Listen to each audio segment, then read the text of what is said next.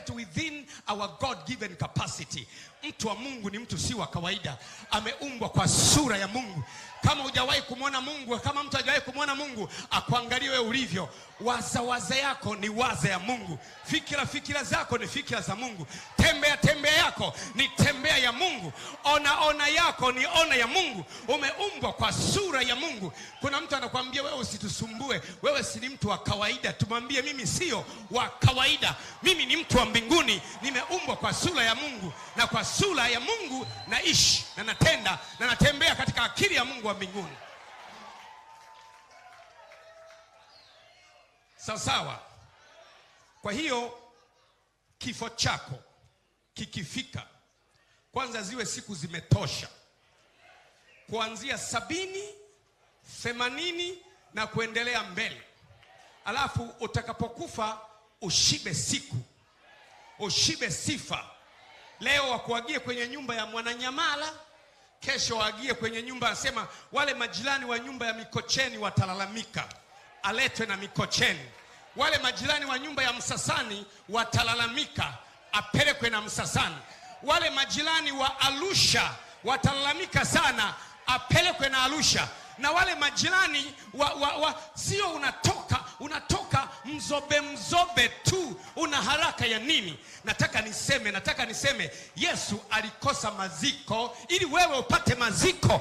Yesu alikosa mtu wa kumzika ili wewe uzikwe na maelfu ya watu. Haleluya! Kwa hiyo somo langu leo linaitwa nilipata kutoka ndotoni. Mwambie mwenzako nilipata kutoka ndotoni. Rudia tena. Sawa. Nataka kila mtu akae sawa. Ndoto na siku zetu ni sasa. Tulisema kwamba dunia ya Agano la Kale, Roho wa Mungu alikuwa juu ya watu kwa ajili ya huduma. Kwenye Agano la Kale, mtu anapotaka kutabiri, Roho Mtakatifu alikuwa hakai ndani yake. Roho Mtakatifu alikuwa anakuja juu yake, huyu mtu anatabiri. Akimaliza kutabiri, Roho Mtakatifu anaondoka juu yake. Na ndio maana Yesu alipotaka kuzungumza kwenye Agano Jipya, ili Wayahudi wamuelewe kwanza kwamba anazungumza si kwa uwezo wake, alisema kwanza, Roho wa Bwana yu juu yangu. Kwa sababu walikuwa najua Roho wa Bwana akaja juu ya Daudi kwa nguvu. Walikuwa najua Roho wa Bwana akaja juu ya Samsoni kwa nguvu. Walikuwa najua kisha neno la Bwana likamjia Yeremia kusema. Walikuwa najua kisha neno la Bwana likamjia Isaya mwana wa Amosi kusema. Walikuwa najua huwa kuna kitu kinakuja juu, ndio unamwona mtu anafanya nini? Anasema. Sasa Yesu kwenye Agano Jipya anataka kusema, lakini watu hawaoni kile kitu kinachomjia juu. Ikabidi atangaze yeye mwenyewe kwamba jamani, Roho wa Bwana yu juu yangu. Kwa maana Bwana amenitia mafuta ni watangazie wafungwa kufunguliwa kwao, na vipofu kupata kuona tena. Nitangaze mwaka wa Bwana uliokubalika. Nitangaze mwaka wa kisasi cha Mungu, na nitangaze kwamba aliye na taji ya majivu iondolewe, na aliye na moyo mzito apewe moyo wa nyama. Roho wa Bwana yuko juu yangu. Kwa kwenye Agano la Kale, Roho wa Bwana alikuwa anakuja juu ya watu, ndio wanatabiri. Tofauti na Agano Jipya, Roho wa Bwana anakaa ndani yetu. Naye yule Roho Mtakatifu nitakampea kwa jina langu, naye atakaa pamoja nanyi hata milele. Kwa hiyo kwenye Agano Jipya tuna baraka kwamba the Spirit of God does not only come upon us for a certain service. The Spirit of God stays in us, dwells in us. This is why Jesus is called Emmanuel. Emmanuel means he is God who does not come and go. He is God who dwells in us and within us and upon us. We have benefits of doubt that he is actually upon us, within us, in us. Tuna ushindi kwamba kwenye Agano Jipya Yesu yuko ndani yetu, juu yetu, katikati yetu. Ndio maana anaitwa Emmanuel. Hebu sema Emmanuel. Emmanuel maana yake ni Mungu, huyu Mungu katikati pamoja na wanadamu. Kwa hiyo ndio maana ndoto zimebadilika. Sasa hivi ndoto sio kwamba watu wanaota. ila watu wanaona kupitia Roho Mtakatifu akiwa ndani yao. Hiyo ndio tofauti. And I want to emphasize on this because it has been spoken again and again that we are dreamers. In the New Testament, we are more than dreamers. We are seers through the Holy Spirit. That God does something in us through the Holy Spirit. We can see the spiritual realm. We can see the invisible through the eyes of the Holy Spirit within us. Hey, kimakonde chake ni kwamba Mungu ametupa neema kwenye Agano Jipya. Roho Mtakatifu anakaa ndani yetu. Na huyu Roho Mtakatifu anaweza kuona, hebu sema kuona, kupitia macho yetu ya rohoni wakati tumelala. Roho Mtakatifu na roho zetu. Biblia inasema kwa maana Roho Mtakatifu hushuhudia pamoja na roho zetu kwamba sisi ni wana wa Mungu. Liko jambo kati ya roho zetu na Roho Mtakatifu. Ndio maana Biblia inasema yeye anenaye kwa lugha hasemi na mtu, lakini anajijenga nafsi yake. Yaani Roho Mtakatifu akiwa ndani yako anakamata roho yako. Roho yako na Roho Mtakatifu vinakuwa na ushirika. Matokeo yake akija mchawi, wewe unamuona kupitia roho yako. Kwa sababu akili imelala ukilala, mwili umelala, lakini roho ya mtu haiwezi kulala. Unapokuwa umelala, mchawi naye ili awange hawezi kwenda kuwanga na mwili. Mchawi anatoka ndani ya mwili, anapaa. Na ndio maana ungo mmoja wanaweza wakakaa wachawi hata 500. Kwa sababu gani? Kwa sababu hawana mili, ni roho. Wanakuwa wametoka ndani ya mwili, wanapaa, wanakwenda. Wanapokuwa wanapaa, wachawi wako rohoni. Sasa wewe si umelala? Mwili umelala, akili imelala. Unapokuwa umelala, roho ya mtu huwa hailali kama Mungu asivyolala. Akulindaye hata lala wala hata sinzia, yeye aliye mkuu wa Israeli. Na roho yako inafanywa na Roho Mtakatifu isilale. Unapokuwa akili imelala, nafsi imelala, roho yako haijalala. Mchawi anapokuja kwa namna ya rohoni, mchawi naye anajua kabisa nikimwendea yule kaka usiku, mchawi anajua roho za watu huwa hazilali. Mchawi anafanya mambo mawili tu. Jambo la kwanza analofanya matatu. Jambo la kwanza analofanya ni kukupa usingizi wa kichawi. Liko li usingizi ambalo unapewa, huoti wala ufanyi nini, unakuwa kama jiwe. Yaani ni kuja kuamka asubuhi. Usingizi wa kichawi ule. Unapewa usingizi kabisa ukilala, yani wapuka sana ule usingizi. Ukilala hakuna ndoto, hakuna kugeuka, hakuna nini, unanyanyua shuka asubuhi. Unaitwa usingizi wa kichawi. Wamelazwa usingizi kiasi kwamba hawana ndoto, hawana maono. Sauli alishtuka. Akaona hakuna ndoto, hakuna maono, hakuna ulimi. Na kwenda kwa mganga. Sasa wewe huna ndoto, huna maono, huna chochote na hushtuki. Muulize mwenzako, lini uliota mara ya mwisho? Hata hakumbuki. Hajisumbua eti mimi wasiotagi. Do you think is normal? Mwenzako alikuwa rais wa nchi, akakosa ndoto, akasema pamoja na kwamba hairuhusiwi kwenda kwa waganga wa kienyeji, nitafutieni sangoma. Sasa kwa hiyo unapokuwa umelala, hebu sema umelala, watu wote, uwe mtu wa Mungu au sio mtu wa Mungu, watu wote, roho za watu huwa hazilali. Unapokuwa umelala, akili inalala, nafsi inalala. Unajuaje nafsi inalala? Ndio maana huwezi kufanya mahesabu ukiwa umelala. Ndio maana huwezi kupiga kampeni ukiwa usingizini. Huwezi kuongea na wajumbe ukiwa usingizini.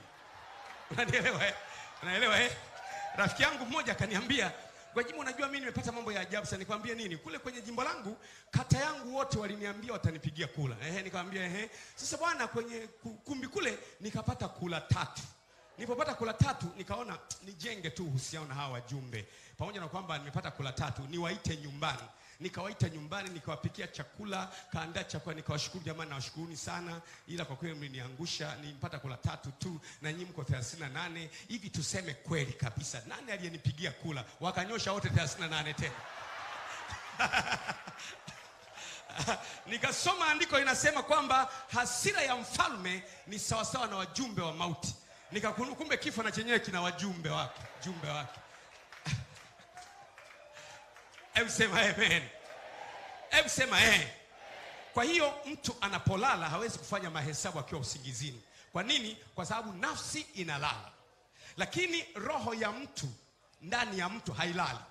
Kwa hiyo unapokuwa umelala, wachawi na wao wakiwa wanataka kuloga, kwenda kuloga, kuwanga, na wenyewe wanalala kwanza usiku.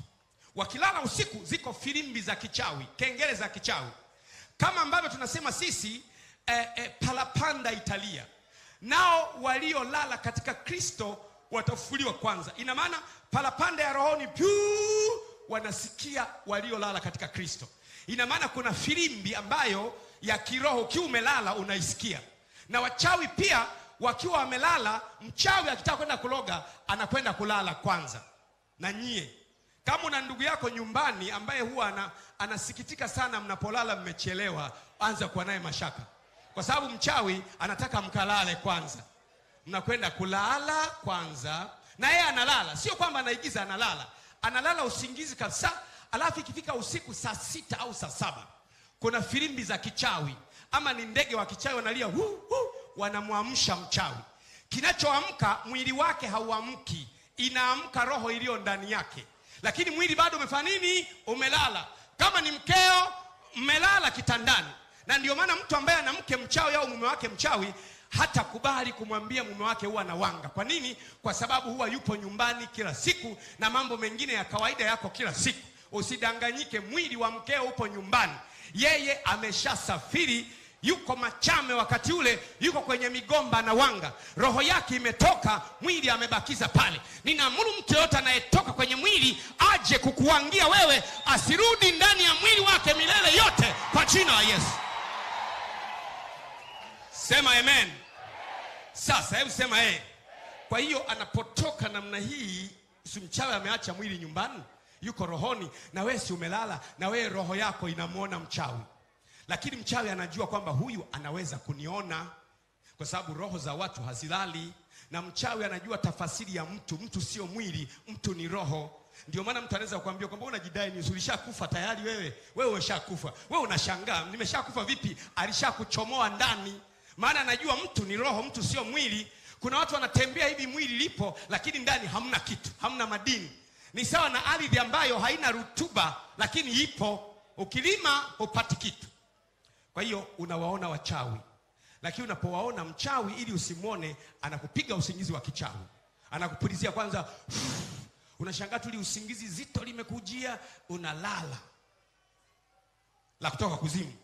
Namna ya pili, anapokuja mchawi unamuona, lakini anafanya mbinu ifuatayo. Ya kwanza, anageuza umbo. Hebu sema anageuza umbo. Nimeandika kitabu kinaitwa Sheria 2 za Rohoni. Sheria ya kwanza ni kwamba roho yoyote inaweza kugeuza umbo ikawa chochote inachotaka iwe.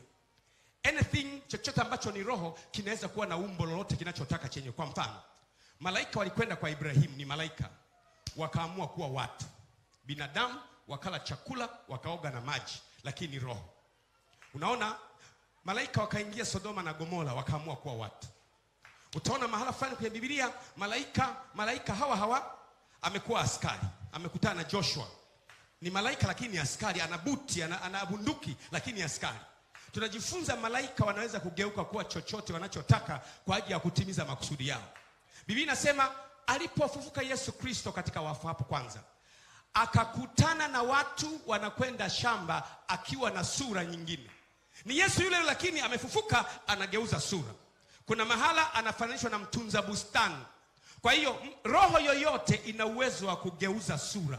Kwa hiyo huyu mchawi anatoka ndani ya mwili wake, anasema leo nimebeba roho ya utasa au roho ya umaskini, na kwenda kuingiza ndani ya mtu. Anageuza sura ili wewe usimwone, anaamua kuwa ng'ombe, ananuiza kuwa ng'ombe. Kwa hiyo wewe ukiwa rohoni unaona sura ya ng'ombe. Sasa ile lugha ya rohoni unaona kwa roho yako, na yule unayemuona kwenye nafsi ya binadamu ndio inaitwa ndoto. Unajiona unaota. Na ni kwa sababu ni frequency ya rohoni. Sema frequency. Frequency ya rohoni. Hapa unapopaona hapa pana mawimbi ya radio hapa. Ukiwasha tu radio tu unasikia Dar es Salaam. Leo watu 3 kule Kawe. Ina maana maneno yametokea wapi? Yalikuwa yanapita hapa. Wewe ulikuwa hujawasha na hujanyosha antena. Hapa kuna mawimbi ya TV. Ukiwasha kidogo tu umepata TBC. Ilikuwa wapi? Iko hapa hewani. ulikuwa hujaingia kwenye frequency husika. Roho na roho wanasomea frequency moja. Kwa hiyo unapokuwa umelala, roho yako inaona roho ya binadamu mwingine, lakini yule anajua huyu ataniona. Anageuza sura, anaweza kuamua kuwa nyoka. Sio kwenye unapokuwa unalala unaona nyoka anakufuata. Na ndio maana kwenye ndoto nyoka anaongea au ng'ombe anaongea. Hata kama asipokuongelesha kwenye ndoto, unaota kitu cha ajabu, lakini hata daraja linakuongelesha. Ni kwa sababu yule sio nyoka, ni mtu. Ameogopa kwamba akiniona atajua ni mimi, wacha nigeuze sura, niwe na sura nyingine ili nimwangie sawa sawa. Kwa hiyo anageuza sura, anakuwa nyati.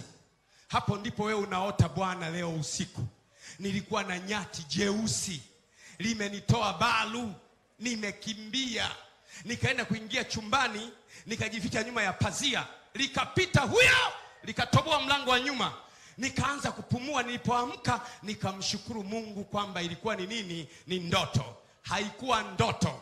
Ulikuwa wewe umelala, roho yako inaona bosi wako amegeuka kuwa nyati, amegeuka kuwa nyani. Yule nyani wa ndotoni anayekutimua ndiyo bosi wako. Unamuita bosi mchana, unamuita mhandisi, unamuita mkurugenzi, au unamuita fulani mchana. Anageuza sura. Lengo lake anataka kuangie na mchana umsalimie shikamo boss, ili ajue umeshapatikana. Ninaagiza kuanzia leo macho yako ya rohoni yaamke. Atakayekuja kukuangia umuone kwa sura yake, umjue na umshinde kwa jina la Yesu. Hebu sema amen. Kwa hiyo unapokuwa unaona namna hiyo umegeuza sura, anaweza kuwa chochote. Anaweza kuwa ng'ombe, anaweza kuwa upepo, anaweza kuwa moto, anaweza kuwa mnyama yote au mdudu. Kwa hiyo wewe kwenye ndoto unaota tu, nilipokuwa nimelala Bwana, amekuja nyoka, amekuja si mdudu, amekuja kenge, amekuja falasi, yani kulikuwa na kitu fulani. Unapokuja kuamka sasa, wewe si unaamka, unapumua, jamani, yani kulikuwa na joka kubwa linataka kunimeza, nikaamka. Alafu unapoamka, kumbuka ulipokuwa umelala, roho yako inamuona huyo mchawi. Kwa nini? Kwa sababu akili imelala, nafsi imelala, unaona kwa kutumia frequency ya rohoni. Unamuona yule baba mkubwa anakuja na yeye yuko rohoni. Sasa unamuona, unapoamka sio kwamba baba mkubwa ameondoka. Wewe umechange frequency. Ulikuwa unaona kwa kutumia macho ya rohoni, umefungua macho haya. Humuoni, lakini yuko ndani ya chumba hapo. Unapoamka anakusikilizia unachosema. Ukisema hivi, I say mke wangu hebu amka, Bwana, nimeota nyani mmoja mkubwa, amerusha kibao, anataka kunichapa. Nikaamka kabla kibao hakijanichapa, kwa sababu yule nyani ni baba mkubwa, yumo ndani mle, ni shangazi. Akikusikia unasema hivyo, anasema safi kabisa, hajaniona, ni nyani mkubwa, subiri alale tena tuendelee na biashara yetu. Ndipo hapo nalala, anaona nisitokee kama nyani tena, anageuza sura pale, anakuwa sasa ni kenge, ili uweze kwamba umeota nyani na umeota kenge. Hakuna kenge na nyani, ni yule yule anacheza na mambo yako. Ila mimi nataka niachie macho ya rohoni, kama alivyosema Paulo. Paulo alisema macho ya mioyo yenu yapewe nuru, ili mjue tumaini la mwito wenu jinsi lilivyo. Ninaamuru macho ya moyo wako yapewe nuru leo. Atakayekuja usiku ya ndoto, ninaamuru macho ya moyo wako yapewe nuru kwa jina la Yesu. Hebu sema amen.